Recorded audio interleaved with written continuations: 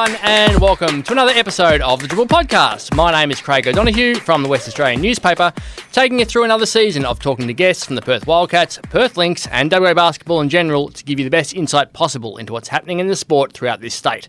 In this week's episode, we'll be joined by Perth Wildcats superstar Luke Travers amid a three-point shooting spree that will totally change the way the world talks about him and his dream of joining the Cleveland Cavaliers. For our regular listeners, you will notice that we've uploaded this podcast a little bit later than usual. We normally record on a Tuesday, but it's midday on Wednesday right now because the Wildcats had a day off yesterday, so Luke is mighty refreshed. Luke, welcome to the Dribble podcast.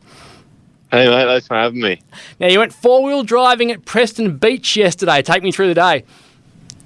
It was an early morning. Got up, just went down south with my dad. It's about maybe an hour from Rockingham, which is just a good day out. And what I like to do in my spare time is forward driving. So always good fun. And your old man isn't around a lot of the time as a FIFO worker. That must be good to spend some time with him during the basketball season. Yeah, for sure. And I think right now he's on like a 2-2 roster. So the 2 weeks at home, try to make the most of it. But it's always a good time down there with my old man as well, so it's good.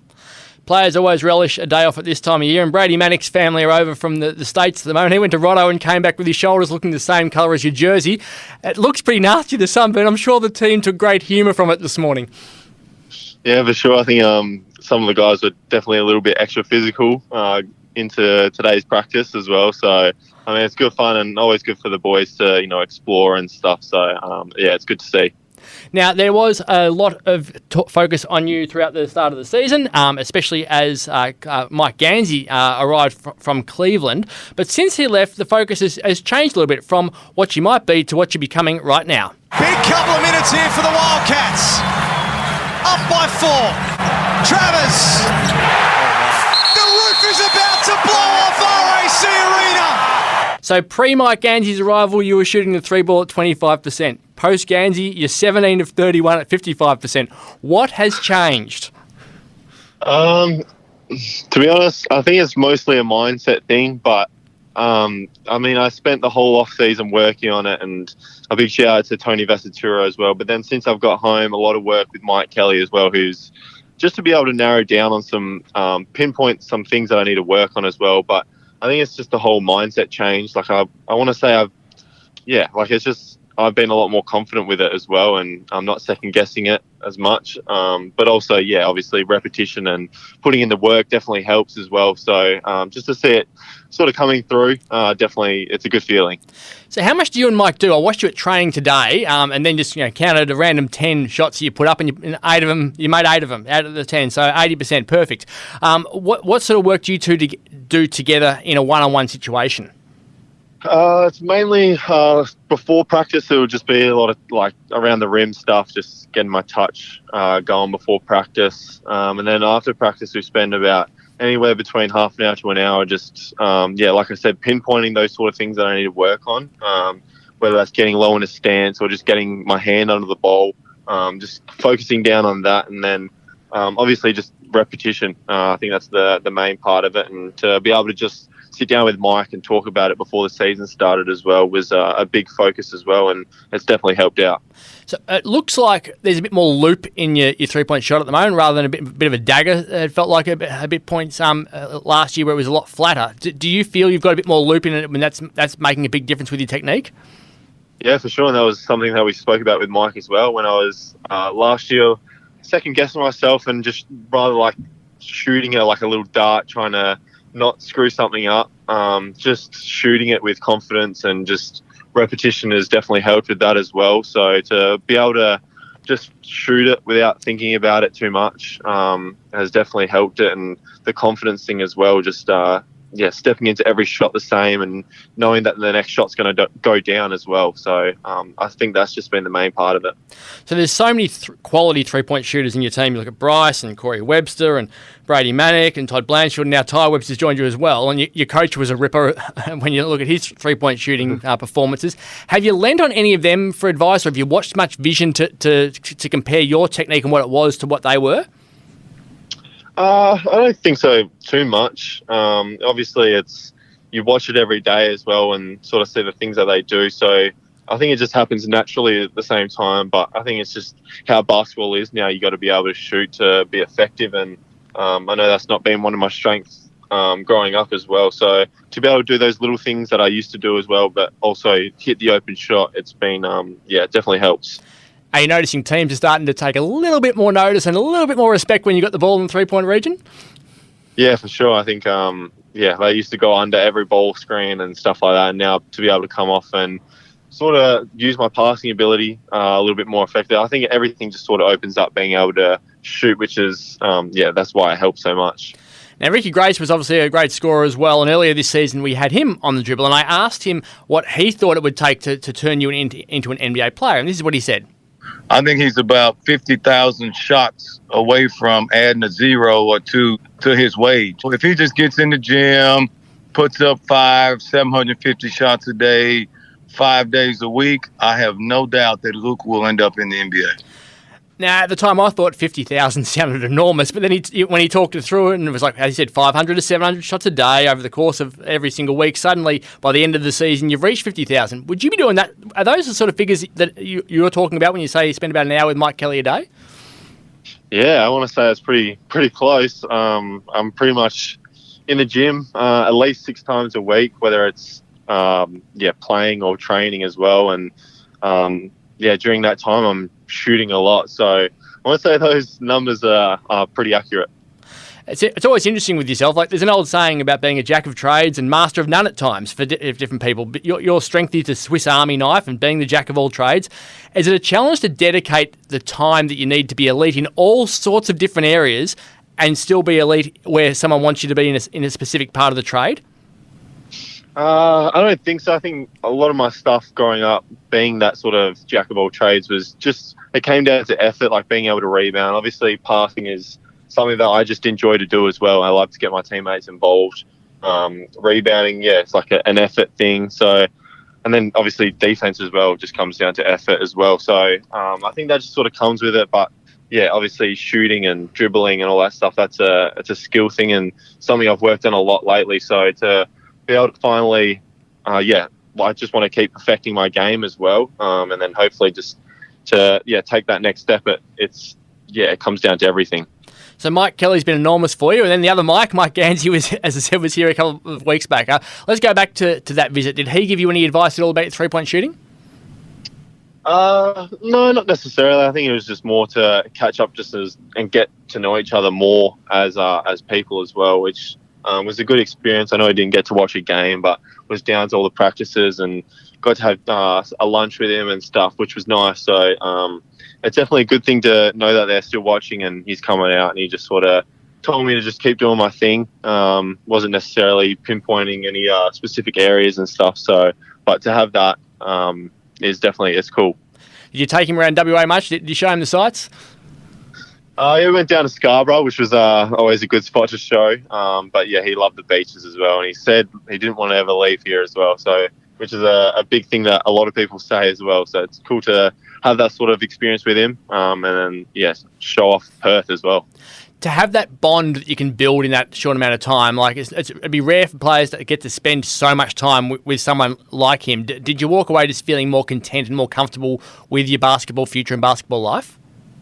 Yeah, for sure. I think anytime I'm still in contact with them now, like a couple text messages here and there as well. And just knowing that they're watching as well, rather than, drafted and then they send you back and you don't hear from them until, summer league or something like that. But knowing that they're watching and they're texting me and stuff, it's definitely a good feeling. So you said when Mike arrived that you were hopeful of getting a bit more of an idea about the pathway that they wanted post-season. Do you know what your life will look like at the end of this season yet? No, not too much. And I think that's something that he didn't want to do too much as well. Just sort of let me focus on the season at hand. Obviously, it's a tight race right now. So to just focus on winning these games has been a big part of it, and I think that's just why he sort of just let me do my thing and worry about that later. It is a bit chaotic life, isn't it? Like when you think about it, all your focus has to be on the next game because that's all that matters for you day by day. Worst case scenario, though, is your season ends in less than 2 weeks. Best case scenario is you could be still going for another 6 and win the championship. Like you wouldn't really know what to plan for or what to think of, would you? Because you were in America within days last year of your season ending. Yeah, for sure. But I think that's something that JR's sort of put into us is we just can't worry about the future. We got to worry about the task at hand, which is winning each individual game. So right now we're just focused on the Illawarra game, and then once that's over, we move on to the next one. Do you know if they'll come out at all during finals? Like, obviously, they were here for the NBL Blitz, and then Mike comes here mid-season. If you make the play-in tournament and then advance through to finals, do you expect anyone to be here, or have they indicated that that was their last trip? I'm not too sure. They haven't really said anything about it, but I'm sure I'll be in contact with them throughout it all, whether we make it or not, which hopefully we are, and they're watching the games, so I'm sure I'll find out at a later time. And did they give you any indication about next season, whether if you don't make the main roster, whether you'd be in Australia or whether they want you in America, or if they have, if they think you might be on the roster for next year? Do you have any open dialogue about what that might look like? Yeah, I'm not too sure at the moment. Like I said, they just sort of let me worry about the season at hand. I'm sure I'll go back for summer league with them, and then once that's all over, I think it's the ball's in their court and they can pretty much do whatever they want. And I'm happy to do whatever they want me to do as well. Absolutely, do whatever they want for as long as they want. That's the key, isn't it? So it was such a roller coaster weekend for the club last week. Brilliant win against Sydney in the Sean Redditch jersey retirement game and Heritage round, then well beaten by South East Melbourne. Take me through the highs and lows of the weekend. It was obviously a cool experience to obviously watch Sean Redditch retire his jersey, which is someone that I grew up watching and tried to replicate his game as well growing up. So that was a cool experience, and to get that sort of win as well was good. All our attention needed to turn to Melbourne, which was a rough fly-in. We didn't get in till just after midnight, which a lot of people have found out, but it's no excuse for us. I mean, if we want to be a championship team, they're the sort of games that we need to win. And we lost an opportunity, but now our focus is on Illawarra, and hopefully take care of business there. So that flight, that's a genuine issue. Whether people want to say excuses or not, like it's a genuine issue when you're meant to have was it midday you were meant to fly out, or 2:00? One of those. Midday. Midday. Yeah. So were you at the airport, or were you able to at least stay at home during what was a significant delay? Yeah, no, we were able to get told that morning, rather than everyone rocking up, that the flight was cancelled, and weren't able to fly out until about 4:00 that afternoon. So that means you wouldn't have got any sort of practice in that day at all? No, not at all. Must be frustrating when that sort of stuff happens. Yeah, for sure, but that's just the reality. You got to just deal with the punches and stuff, and we had an opportunity to really put ourselves forward in the ladder and in the race for finals, but missed it, and now we move on. And incidentally, Perth Lynx had some issues with their flights as well. Sammy Whitcomb's luggage just disappeared, and they said, we don't know when you'll be getting it back. So it wasn't a great weekend for the Perth teams trying to get on planes and travel around the country, which is necessary when you're trying to play as a professional athlete. Illawarra at home on Friday night. They've improved a lot. What's the big focus at the moment this week? Yeah, obviously they're playing with a lot of confidence now, with injuries going down, and now they're getting some reps with the younger guys they play hard, and they're playing fast as well. So we've got a couple of key-ins, just the normal stuff, D-trans and stuff, and if we take care of that, we should be good. Mitch Norton looked like he moved well at practice today. It would be nice to have him back into the rotation. Absolutely. Like the last game where Brokoff got going, it'd be nice to have Nordo out there doing his stuff as well, and I think it'll be another one this week with Tyler Harvey as well. He'll obviously get a bit of a roll on him as well, which will be nice to see him back out there. And what about Ty Webster? He looked like he might have hurt a hammy as he came off when he fouled out the other day, and we didn't see him on court when we were allowed in to watch his session today. Did he do much at all? No, not much today. I think it's just taking the right steps to go forward as well, and I think they'll just go from there and reevaluate tomorrow and see how he goes. How are you finding the very short rotation that it is now from a minutes perspective? Do you like the way it sets up to allow you to get into the game and come off the bench and then spend more time on court? Yeah, for sure. Anytime you can spend that little bit more on the court to get a rhythm and get yourself going as well, which is it's been good as well. But I mean, we need everyone. I think that's just how basketball is. You need everyone from top to bottom to contribute in any way possible. So it's been good as well to get out there and get that rhythm, and hopefully it continues to go on as well. But we need everyone. And what's it going to take to get the rebounding absolutely sorted for every single game? The team's improved it so much, but it obviously fell away against Southeast. Yeah, I think it's just an effort thing. I think it starts with me as well. I shouldn't be having 5 rebounds and stuff. It should be upwards of 8 and 10 and stuff. So I definitely got to help out a little bit, but it's just a matter of everyone being connected and boxing out and then just going and getting it. I think that's the big part of it, rather than boxing out and just sort of watching it. So it's going to take a team effort as well. And we did a good job with that before as well. And then, we just got to continue to build on that. How's your body feeling at the moment? You've been banged up at different points, taken some big bumps, you've taken some whacks to the head, you've rolled your ankle a couple of times. Like, how is it all feeling? It's not too bad at the minute, actually. The 2 days definitely helped for everyone as well. But feeling fresh and ready to go for sure. Now, obviously, you come up against, as I said, the Hawks, and a teammate of yours from the Boomers was Sam Froling, and the focus has turned to his brother Harry after an assault on the weekend. Harry suffered a fractured skull and bleeding on the brain after being allegedly attacked outside a nightclub in the early hours of the morning, and a 19-year-old man was charged with a fray and recklessly inflicting grievous bodily harm. He was granted bail in court today. Have you guys all been reaching out to Harry or to Sam or to the family in general? It's such a horrible story for the NBL. Yeah, for sure. I think that's the beauty of basketball in Australia. We're all a big family as well. So obviously, all the best for him in his recovery as well. And then obviously to Sam as well, dealing with this.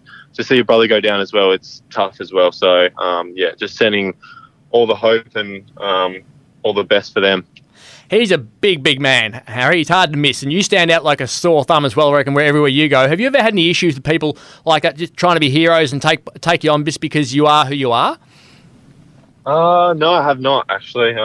Obviously, you sort of try and limit that sort of experience. But, I haven't had any problems. That must be... So how do you limit that? It's like home early or not going to certain places? Is that the way an athlete has to live their life now? Almost. But obviously it's hard. Like, you want to have a life outside of basketball as well. But I'm more of a homebody anyway. Like, I'll enjoy my time with my family at home or right now with my friends as well. So just sort of trying to limit that during the season at least, which is what I do anyway. So it's obviously a life that you just got to embrace and obviously take the right precautions as well. So this is a good time for us to remind everyone out there that blokes like Luke and his good mate Luke Jackson at Freo and players from the Scorchers and the Glory and West Coast and anyone else you can think of who's an athlete isn't out for you to be a hero and take them on. They're just out to try to enjoy themselves. So don't be an idiot. No one wants to see one punch destroy lives. So just go out and enjoy your night without engaging in that sort of violence. How are you enjoying moving out of home and living a bit more of a different life this season? Yeah, it's been a little bit different, but it's been nice as well, just being able to be like a 25-minute drive from training. And it's definitely helped with that, being able to get extra shots up as well. But to be able to learn to do my washing and cook and all that stuff, although my mum tries and helps out as much as she can. But it's been good. Big change? Yeah, for sure. I think my mum did a lot for me, which is something that I'll never take for granted as well. She did a lot for me. So to be able to move out and sort of do all those things that she did for me, for myself, it's been a good life change and something that I needed to do as well. It's just been good. Terrific. Well, look, thanks for coming on. Really appreciate your time. It's a huge weekend for the club. Illawarra on Friday night, then Tassie on Sunday. So good luck with everything, and thank you very much for joining us. Thank you. Thanks for having me. Now, a lot of you will be listening to this on Australia Day, and it is another Australia Day where Bryce Cotton isn't naturalised. And it's fair to say that's frustrating for a lot of people. We had the story on the back page of the West Australian on Friday, quoting leading immigration lawyer Chris Johnston from Work Visa Lawyers, saying that it was clear that the government had dragged their feet on this and that he would certainly like to see athletes like Bryce given more of an opportunity to fast-track that sort of process to get them to becoming citizens, because it's hard to be an athlete at that sort of level, because you can have an injury, or you can lose your contract, or you can be out of form, and suddenly those opportunities disappear. This was Andrew Gaze's response to the story during the coverage of Friday night's game. And as you can see on the back page, for Bryce's sake, give me Albo's number. We need to go straight to the top dog. Get Albo. Albo's sorted a few things out since he's come in. This has to be high on the priority list, please. Yes, it should be high on the priority list, please, Albo. I've constantly been asking the Home Affairs Department for comment on this issue and been repeatedly told the same thing. We do not comment on individual cases. Well, this is a case which I think they need to start commenting on because people care. There is in the public interest, and it's having a big impact on the sport. I also spoke to the Australian Olympic Committee this week and asked for President Ian Chesterman to come on the show as a guest to discuss his role in the process. This was a really interesting response. They said that they don't have any role in helping to get athletes naturalised. It's up to the individual sports. So I found that extremely interesting at the time. Also contacted Basketball Australia and asked for Executive General Manager of High Performance Jan Sterling to be a guest to explain her role. The response to that one was that Jan submitted a letter supporting Bryce's application, as she did with the Distinguished Talent Visa application, but that was actually her last involvement in the process. That's months ago. So it does appear that lots of people want Bryce to be naturalised, but not many are actually in a position where they're going to have a major influence on getting the government to click into gear quickly, which is obviously frustrating for Wildcats fans, frustrating for basketball fans, and it'll be extremely frustrating for Bryce. It's a big week for Basketball Australia, actually. Jan's at the National Performance Camp at the Centre of Excellence in Canberra right now. There are 3 West Aussies at that camp. They are the 196cm Savannah Metcalf, Aussie underage rep Aaron Gajour, and Charlie Dimmock, who debuted in NBL 1 West for Coburn at just 15 during December. So they're showcasing all of their talents. That's for players born in 2006 and 2007. Wildcats General Manager of Basketball Danny Mills spent the first 2 days of the camp in Canberra watching that closely. So it really is a big opportunity for those players to impress a lot of people.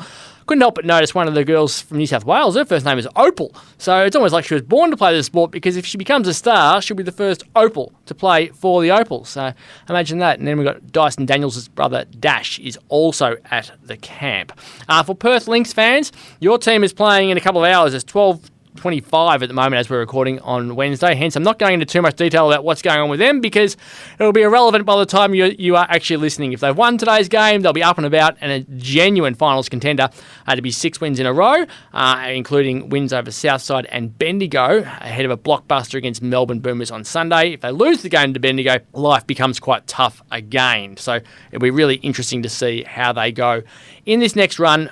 Being interstate, they've been away for just over a week as they go through this extended interstate journey. So that's it for this week's episode of the Dribble podcast. Remember, you can read all of your basketball news in the West Australian newspaper and keep logging on to thewest.com.au. Thank you to Luke Travers for his time. Thank you to the wonderful Kate Ryan for her production work. We'll be back next week with another episode of the Dribble podcast.